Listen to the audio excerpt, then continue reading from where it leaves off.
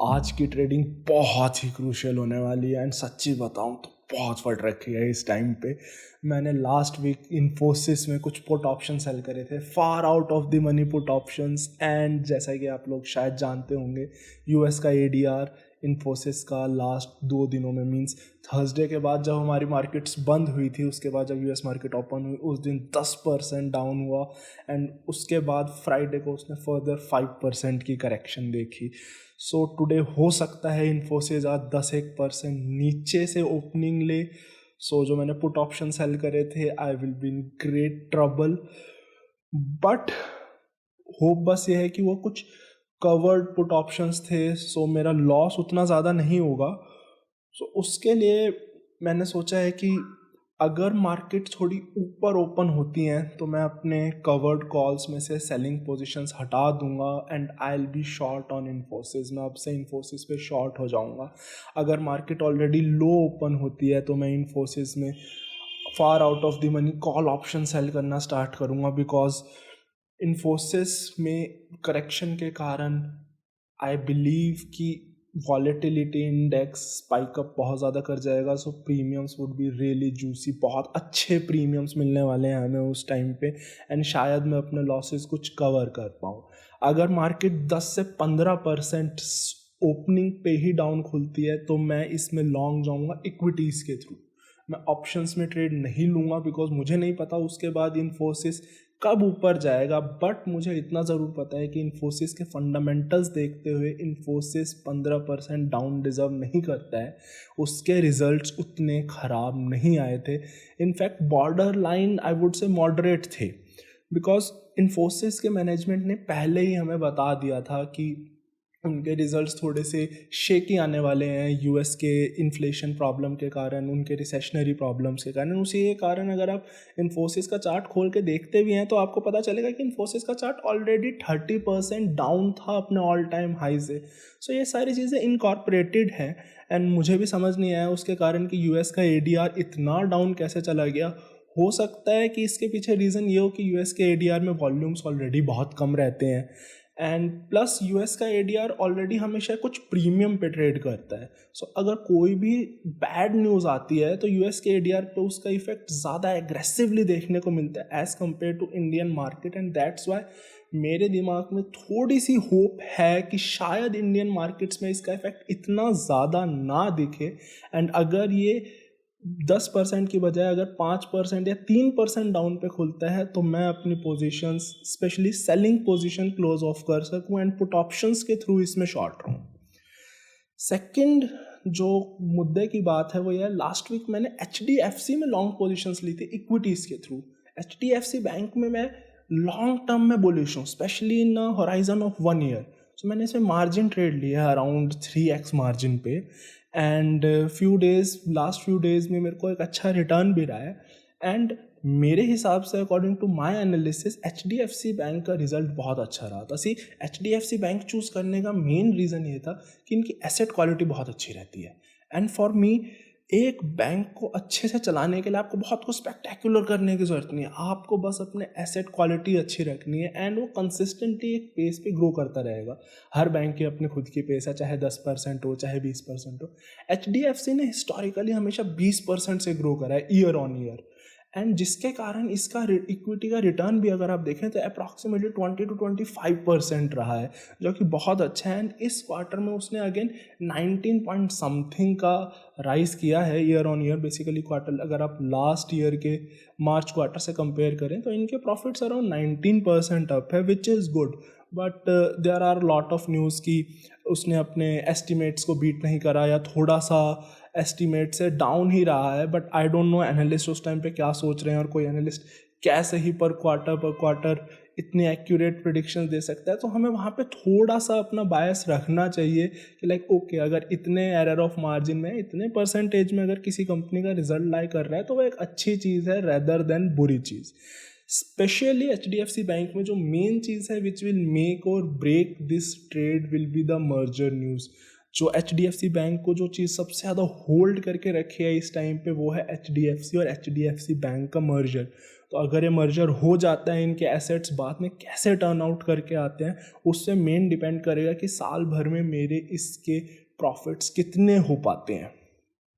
और अब अगर हम निफ्टी की बात करें, क्योंकि मैं निफ्टी में भी काफ़ी ऑप्शन सेल करता रहता हूँ, तो अगर हम निफ्टी की बात करें तो निफ्टी पिछले 9 सेशन से लगातार ऊपर बढ़ रहा है। एंड अगर आप कुछ फ्यू सेशंस में देखें तो आपको पता चलेगा कि जब निफ्टी ऊपर जा रहा था तो साथ में इंडिया विक्स भी इंट्राडे में ही सही पर ऊपर जा रहा था। मतलब कुछ लोग इतने हाई लेवल्स पर कंफर्टेबल नहीं है, या इतनी फास्ट पेस पे निफ्टी अगर बढ़ रहा है तो उसमें कंफर्टेबल नहीं है।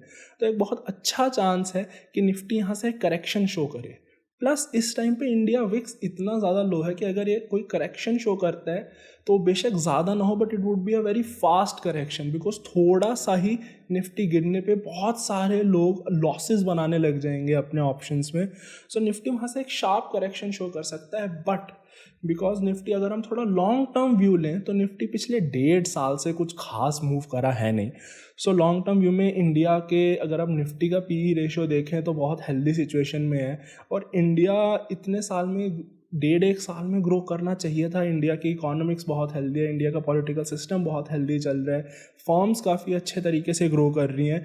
हम एक्सटर्नल प्रेशर्स, एफआईआई सेलिंग या फिर यूएस में जो हमारे इन्फ्लेशनरी प्रेशर्स हैं, इन प्रेशर्स के कारण अच्छे से नहीं ग्रो कर पा रहे थे। हालांकि इन बैंक्स का वहाँ से कुछ बहुत ज़्यादा लेना देना है नहीं, कंपनी सॉलिड है, इंडिया की कंपनीज में दम है एंड वो आगे ग्रो कर सकती हैं इंडिविजुअली भी। सो कंपनी अच्छी है, फॉरेन मार्केट्स के कारण हम ग्रो नहीं कर पा रहे। So it's a really good, बहुत अच्छा टाइम है इस टाइम पे बाय करने के लिए। जो भी सारे ओवर वैल्यूड स्टॉक्स थे हमें लगते थे, जैसे IRCTC हो गया, IEX हो गया या अडानी हो गया, वो सारे भी आज के टाइम पे आप देखें तो एक थोड़े रीजनेबल वैल्यूएशंस पे आ चुके हैं। उस टाइम पे लगता था कि मार्केट में कुछ अंडर वैल्यू ढूंढना बहुत मुश्किल है, एंड आज के टाइम पे सिचुएशन ऐसी है कि मार्केट में ओवर वैल्यूड पॉकेट्स बहुत कम बची हैं। सो आज के दिन पे निफ्टी में एक टग ऑफ वॉर होने वाला है। हमें आज के मार्केट का विलन पता है कि आज के मार्केट का विलन रहने वाला है इन्फोसिस एंड टीसीएस पहले उतना बड़ा विलन नहीं था, बट हो सकता है अब इन्फोसिस के रिजल्ट्स के बाद इन्फोसिस सारे के सारे आईटी स्टॉक्स को अपने साथ ड्रैग करे। HDFC बैंक कैसा बिहेव करेगा ये अभी कन्फ्यूजन है।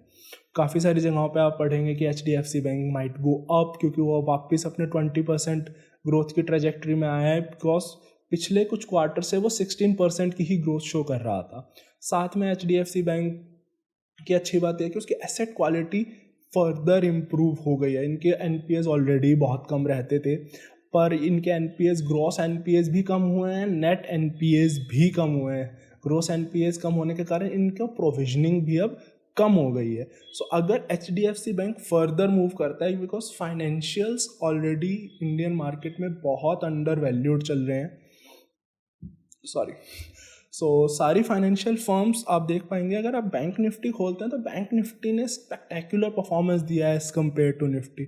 सो bank Nifty might be in focus and further months. मैं बहुत शॉर्ट टर्म व्यू तो नहीं बोलता कि एक वीक में बैंक निफ्टी क्या कर देगा, बट या विद इन अ मंथ और within 2 months bank Nifty could show some really spectacular performance. And मैं पर्सनली बैंक निफ्टी में ही पुट ऑप्शन सेल करने की सोच रहा हूँ। प्लस निफ्टी में, क्योंकि अब ये अगर बैंक निफ्टी ऊपर जाता है एंड इन्फोसिस नीचे जाता है, so in this week basically Nifty could be taking a time correction, means कहीं नहीं जाएगा, अराउंड 17,800 के आसपास घूमता रहेगा अकॉर्डिंग टू OI। जिस तरीके से इनका OI इंटरेस्ट चल रहा है ऑप्शंस में, तो समवेयर बिटवीन 18,100 टू 17,500 के बीच में निफ्टी को ऑसिलेट करना चाहिए। could also go to 17,400 but not below that। तो इसके बीच में बेसिकली निफ्टी ऑसिलेट करेगा, एंड आप एक अच्छे प्रीमियम से एक अच्छे ट्रेड ले सकते हैं अगर आप दोनों तरफ पे अपने ऑप्शन सेल करें, अपर साइड पे call option and lower side पे पुट ऑप्शन सेल करके एक बहुत अच्छा प्रीमियम कमाया जा सकता है। मेरी पर्सनली स्ट्रेटेजी यही रहने वाली है इस वीक के लिए, एटलीस्ट इस वीक के लिए। पूरे मंथली एक्सपायरी के लिए भी करा जा सकता है, बिकॉज सिर्फ 9 ट्रेडिंग सेशंस रहते हैं आई गेस मंथ के एक्सपायरी होने में, सो बहुत ज़्यादा दिन नहीं बचे हैं। जो ओनली ड्रॉबैक है इस स्ट्रेटजी में वो है कि इंडिया विक्स बहुत डाउन है।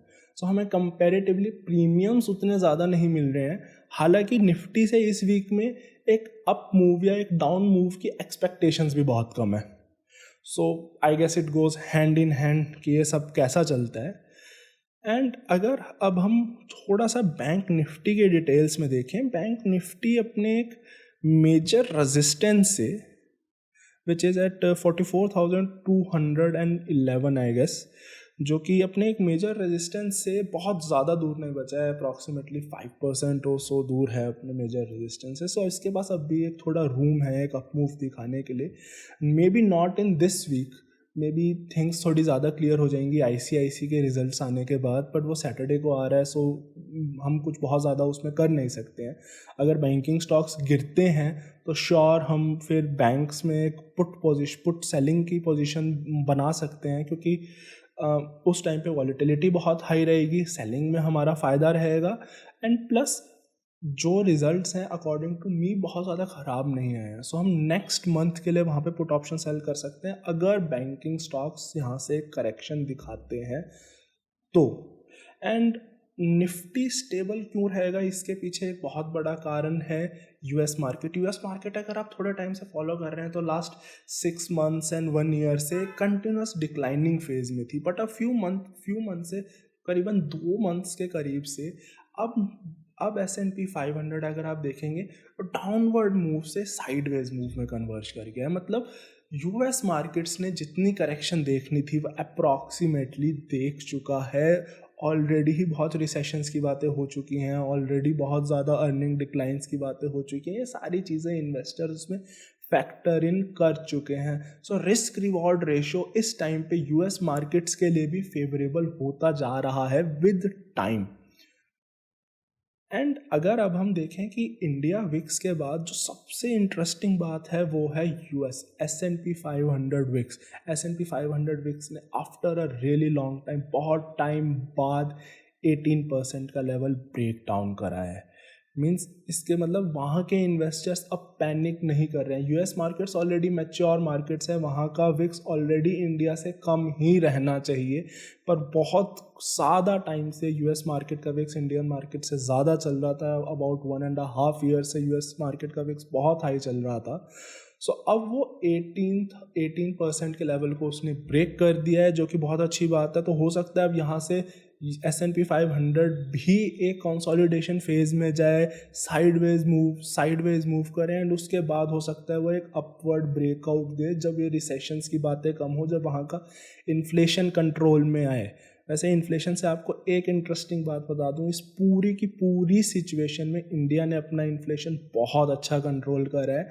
एंड लास्ट वीक इंडिया का इन्फ्लेशन बिलो 6% आया है, जो कि आरबीआई के लिए काइंड ऑफ एक एक्सेप्टेबल रेट है। आरबीआई के लिए बिटवीन 4% to 6% जितना भी आपका इन्फ्लेशन रहे एक एक्सेप्टेबल रेंज रहती है कि हाँ ये काम कर जाएगा जी। इससे नीचे अगर है तो हमें ज़्यादा टेंशन लेने की तो ज़रूरत बिल्कुल नहीं है। अगर हम आगे चलें तो हम देख सकते हैं कि जो एशियन मार्केट्स हैं, स्पेसिफिकली चाइना मार्केट एक थोड़े से अपर मूव पे रही हैं आज। एंड जो S&P 500 है, S&P 500 ज़रूर लास्ट डे में हल्का सा डाउनफॉल में रहा था, बट इस टाइम पे S&P 500 के फ्यूचर से एक अप मूव दिखा रहे हैं। सो मीन्स इंडियन मार्केट्स में उसका एक पॉजिटिव इम्पैक्ट काफ़ी अच्छे से रह सकता है। एंड सेकेंड, अब अगर हम थोड़ा सा आगे बढ़े तो आप एक अडानी पोर्ट्स पे भी मैं थोड़ी सी नज़र रखूँगा आज। Adani ports and Adani enterprises, basically मेरा इसमें व्यू पॉइंट ये था कि it might be a scam, it not might be a scam, but till the elections I don't think कि इसमें कोई भी मेजर एक्शन लिया जाना है। सो टिल द इलेक्शन एक बहुत अच्छा चांस है कि इन्वेस्टर्स माइट बाय, बिकॉज बहुत से इन्वेस्टर्स बस चार्ट देखते हैं एंड दिस, वाह यार ये तो इतना ऊपर था, अब ये इतना नीचे आ गया, ये तो ज़रूर ऊपर बढ़ेगा, ज़रूर ऊपर बढ़ेगा, ज़रूर ऊपर बढ़ेगा। तो ये एक बिहेवियरल साइकोलॉजी के ऊपर ट्रेड है कि लोग वापस स्टॉक्स को ऑल टाइम हाई पे देखना चाहते हैं and they buy it. And इसका रिएक्शन, इसके ऊपर एक्शन आने में अभी बहुत समय है।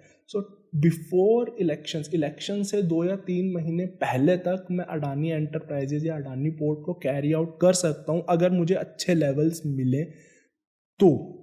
And last but not the least HCL technologies. HCL technologies का रिजल्ट 20 तारीख को आ जाएगा। अभी उसकी वॉलेटिलिटी बहुत ज़्यादा फेवरेबल नहीं है, ना ऑप्शन बाइंग के लिए ना ऑप्शन सेलिंग के लिए। बट अगर आज IT स्टॉक्स गिरते हैं एंड बहुत अच्छे उसमें गिरते हैं तो उसकी वॉलेटिलिटी ज़रूर इंक्रीज़ होगी। एंड इंक्रीज़ होने के बाद अगर HCL टेक्नोलॉजीज़ आज ही गिर जाता है तो उसमें शॉर्ट्स बिल्डअप हो जाएंगे, सारे लोग शॉर्ट कर लेंगे, short IT, short IT, short IT, short IT, short IT। तो जैसे ही रिजल्ट आएगा लोगों को अपने शॉर्ट्स बुक करने पड़ेंगे बेसिकली। अब आपने पैसे तो कमा लिया, पैसे कमा के निकलना भी तो है, तो जैसे ही वो शॉर्ट्स बुक होते हैं तो आपको एक अपवर्ड रैली देखने को मिलेगी। तो अगर IT स्टॉक्स बहुत ज़्यादा डाउन मूव दिखाते हैं तो उसके बाद हम HCL टेक्नोलॉजीज़ में लॉन्ग जा सकते हैं। ये एक शॉर्ट टर्म, एक बेसिकली रिजल्ट ओरिएंटेड ट्रेड रहेगा, तो इसलिए भी यूज़ ऑप्शंस। अगर ये थोड़ा लॉन्ग टर्म ओरिएंटेड ट्रेड रहता तो मे बी हम थोड़ा फ्यूचर्स का यूज़ कर सकते थे या हम मार्जिन पे इक्विटीज़ खरीद सकते थे। सो आई होप मैं आज अपनी इन्फोसिस की ट्रेड्स मैनेज कर पाऊँ एंड HDFC बैंक मुझे कुछ अच्छे प्रॉफिट्स दे। And I guess happy trading to you all.